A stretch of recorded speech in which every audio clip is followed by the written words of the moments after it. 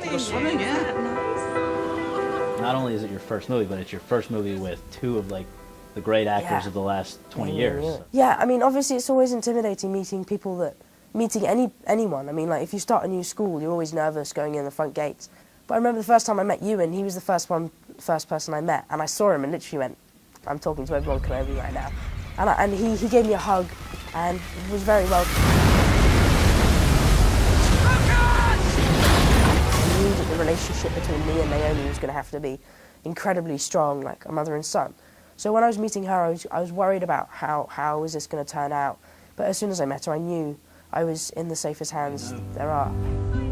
She is so hardworking. She brings everything to set. She doesn't leave anything behind in the trailer. So yeah, having her around and she brought like this sense to the set. Because everyone's like, oh my God, how hard is that woman working? We've got to match that. Sister. Lucas, can't help people. You're good at it. Our main focus throughout the whole film was making sure that we created a film that was as truthful and as realistic to what happened. So the water sequence was incredibly real. Obviously we were always safe.